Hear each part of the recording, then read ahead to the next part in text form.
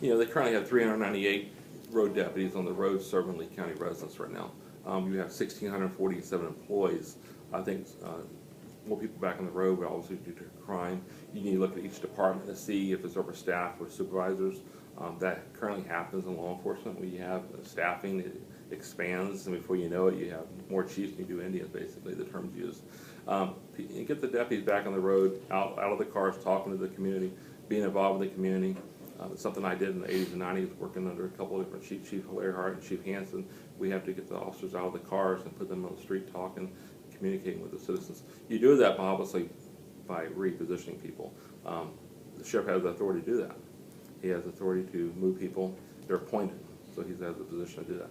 As a county commissioner, I would urge the county manager's office and for the sheriffs to do that, to reduce staffing by that way, by eliminating basically the higher end people. It's more of a cost to the agency too. If I'm doing my math right, 400 out of 1,600 is about 25% are on the street. Is there an optimal number that police forces look at on people on the street versus in the office?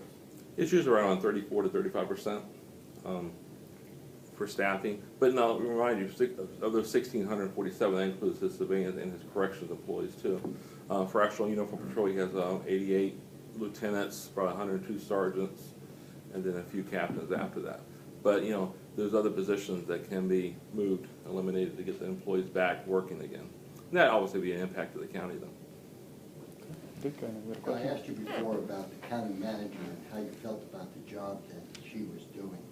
And I have a follow-up question to that. Yes, sir. If you win, and how would you feel about asking the county manager for information and having her tell you, an elected official, you're not getting it? I hope that wouldn't occur, and I would not tolerate that. Under sunshine of the Florida records laws, I know I'm entitled to that.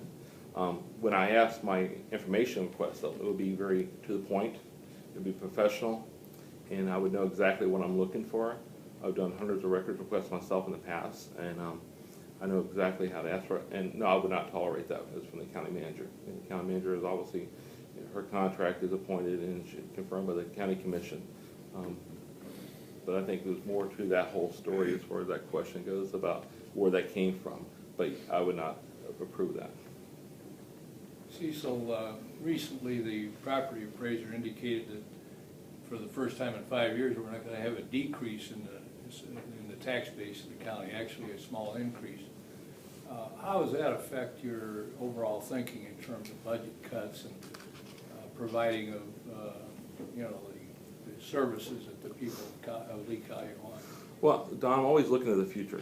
And like I said before, if we had another oil spill and actually hit our beaches, God forbid if that ever happened, the impact of Lee County, what would happen to our tourism and our tax dollars that comes in from tourism, around $250 million a year, we have to make up for that. That's what the rainy day is. That's the rainy day I would say the reserves are for. Obviously, the county has been in the efforts the last 4 years to reduce the budget. They've been working towards that, to reduce 440 positions for the county employees. But there's always room for improvement. And I think that, as the tax base goes up, obviously the revenues would continue to rise in the county. But there's certain programs I would support. Like I said before, and I said this here 2 years ago, I wouldn't come in and say 10% cut across the whole county. Some departments I may increase. Economic development may increase. Tourism may increase. And other departments I would decrease. Each department's got to be looked at line item by line item. And that's when you work with the county manager in a professional, effective way, work together and say, this is where we want to be at the end of the year. This is our goal. And I know I'm confident with the current county commission we have now, and even the candidates in the race right now, that I will work with them and have a consensus across the board. You talked about the personality message 2 years ago versus the issues message, and obviously personality issues have been part of the news when it's come to the county commissioners themselves. Is this county commission effective, do you think? And if so or if not, what would make you an effective member of that county commission? I would think it's effective. If it was, we wouldn't be using our reserves and be in debt $2.5 billion. Obviously, it's been some breakdown in communication, breakdown in working together. Like I said to Don, I would work together with the current commissioners and our county manager's office, the county attorney in our office. We have to work together.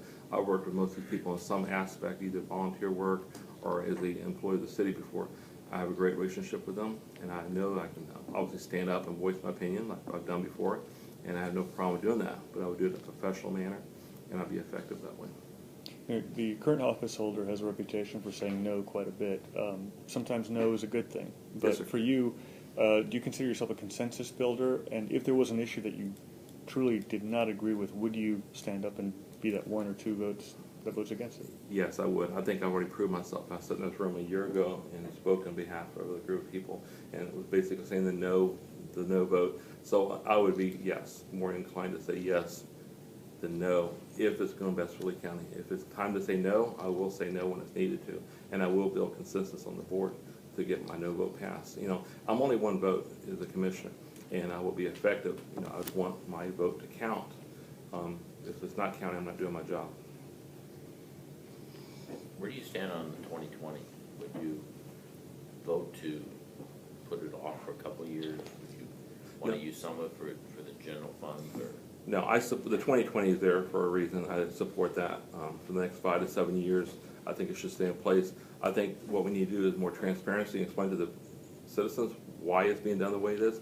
I think if they see the process for appraisals, the way it's done, all the screenings that goes through, the committees. I spoke last week in favor of the Lehigh Springs at the 2020 conservation meeting, because there's certain areas of Lee County we must preserve, protect our water and protect our environment.